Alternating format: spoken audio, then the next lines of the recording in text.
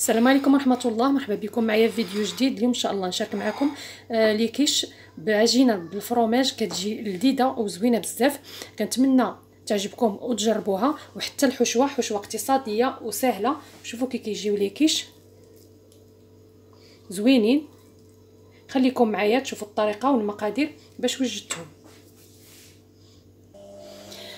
العجين تنحتاجو 300 غرام ديال الدقيق، بيضه، عندي هنايا 4 ديال الفرomاج. هنايا ممكن تستعملوا الفرomاج المثلث او المربع اللي بغيتو. عندي هنا 4. واحد شويه ديال الابزار، شويه ديال الملحه. غنحتاج 3 ديال المعالق كبار، 2 معالق كبار بلوتو ديال زيت الزيتون. انا غادي نستعمل 3 من هذه. واحد شويه د الماء الا احتاجيناه. في الاول غادي ناخذ الملحه، الابزار،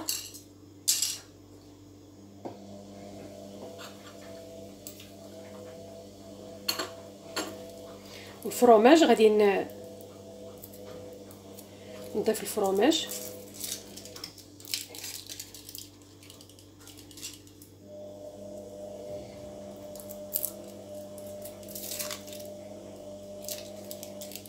هاد العجين المكسر راني سبق لي درتو في القناه في واحد الوصفه ديال الكيش، كيجي زوين بزاف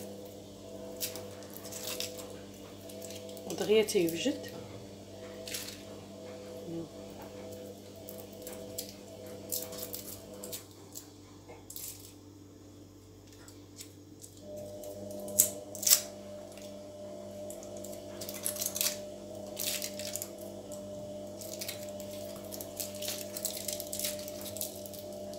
غادي نكسر البيضه في هاد الزليفه باش نلقاها واجده.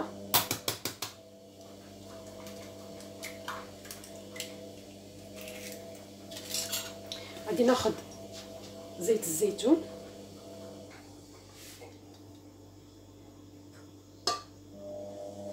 واحد، جوج، 3. الا عندكم المعالق الكبار كبر من هذه غادي ديروا 2، ولا كانوا ديال الديسير بحال هذه غادي ديروا 3. غادي نرمل العجين ديالي مع الفرomاج والملحه والابزار ونرجع معكم. هنا كما كتشوفوا من بعد ما رملت الدقيق مع الفرomاج والملحه والابزار، غادي ناخذ ديك البيضه، غادي نضيفها، وغادي نحاول نجمع الخليط هكا غير بالبيضه ونشوف. الا تجمع لي الخليط غير هكا بالبيضه كفات صافي، ما غاديش نزيد الماء، والا ما كفاتش غادي نزيد شويه ديال الماء. كما كتشوفوا هنايا انا ما استعملتش الزبده، غير الفرomاج. غادي نضيف هنايا الماء. الا كان الدقيق عندكم ما تيشربش، البيضه اللي كديروا راها كافيه، غتجمع لكم مع الفرomاج، غتجمع لكم الخليط ديالكم. ولكن الا كان الدقيق تيشرب ضروري غتزيدوا له شويه الماء.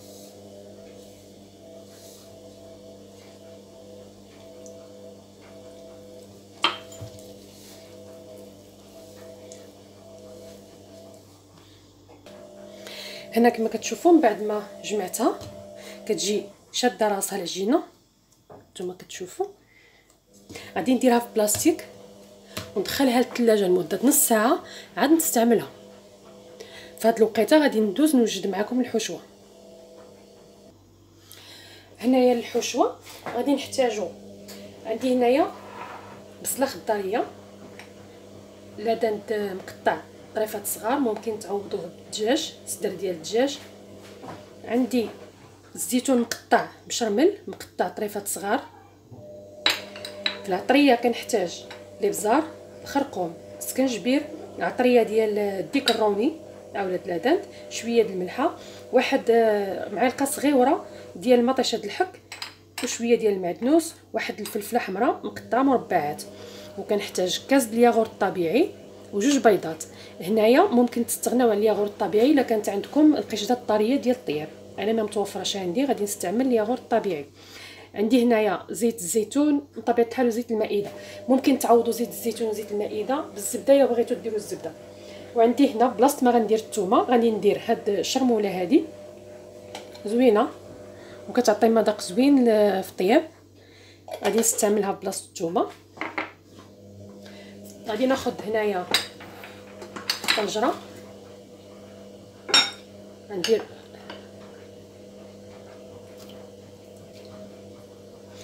طنجره نضيف عليها البصله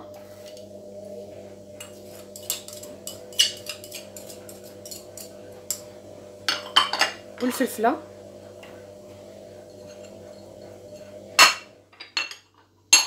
والعطريه او التوابل والمعلقه ديال مطيشه الحك. المعدنوس غنخليه من بعد. وغادي ناخذ شويه ديال زيت الزيتون، ما نكتروش غير شويه، وشويه زيت المائده.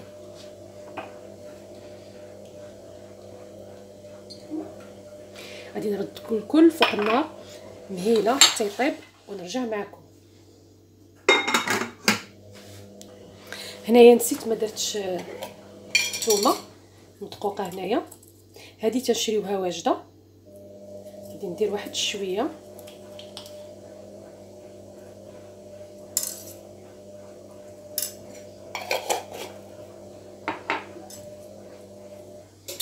وغادي نرد الكل فوق نار مهيله حتى يطيبوا. من بعد ما دوزت العجينه 30 دقيقه في الثلاجه خرجتها طلقتها هنايا فوق سطح العمل، درت شويه ديال الدقيق وطلقتها عليه. هنايا بديت تنعمر لي مول بالعجينه، هانتوما كتشوفوا كنضغط عليهم مزيان على الجوانب ديالهم هكا.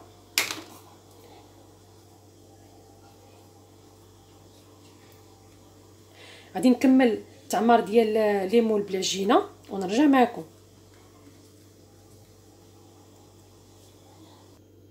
الحشوه هنايا طابت، غادي نزيد لها المعدنوس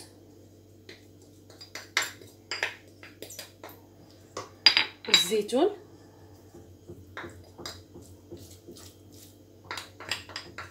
وغادي نخليها على جنب حتى تبرد مزيان. وبين ما وجدوا لي ليمون اللي غادي نعمر. هنايا من بعد ما بردات الحشوه غادي نضيف لها الياغورت والبيض والفرماج. غادي ناخذ الياغورت غنفرغوه هنايا تزلافه كبيره،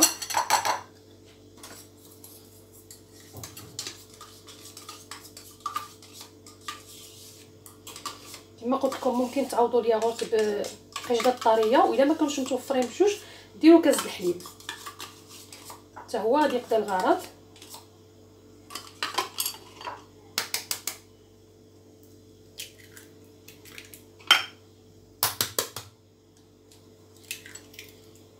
ما غاديش نزيد لا ملحه لا ابزار، غير هكا قربوا مزيان.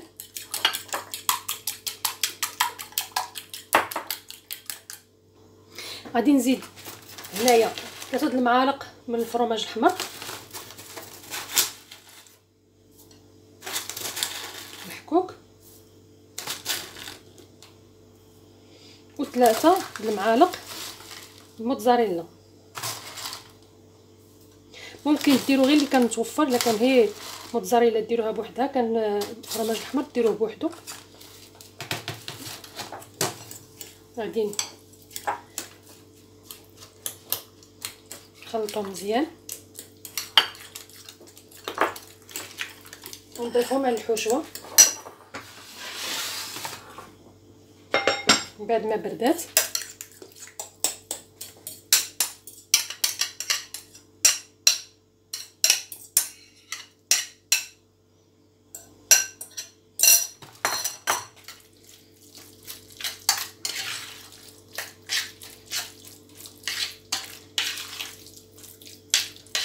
صافي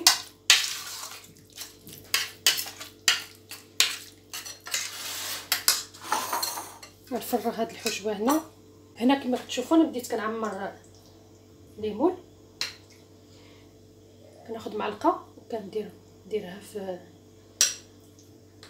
العجين المكسر ديالنا. ها هي معلقه. هنا ما غاديش ندير الفرماج على الوجه، صافي غادي نكتفي بداك الكميه اللي درت الفرماج في قلبهم للتذكير فقط. بالنسبه للعجينه راه ما تتلصقش في الليمون بلا ما تدهنوا المول ولا شي حاجه بحال هكا، كنديروهم نيشان في المول. ما تنساوش غير تكوها بالفرشيطه، لان انا نسيت بحال هادي نسيتها ما تكيتهاش، وهادي كيبوقوا الا ما تكيتيهمش، ضروري تكوهم. غادي نكمل انا التعمر ديالهم وغندخلهم للفران يطيبوا ان شاء الله. نتلاقى معكم بعد ما يطيبوا. اللي كاش من بعد ما خرجتهم من الفران جاوا على هذا الشكل هكا. كنتمنى يعجبكم الاقتراح ديال اليوم وتجربوه. الى عجبكم الفيديو بارطاجيوه مع احبابكم وصحابكم، والى فرصه مقبله ان شاء الله.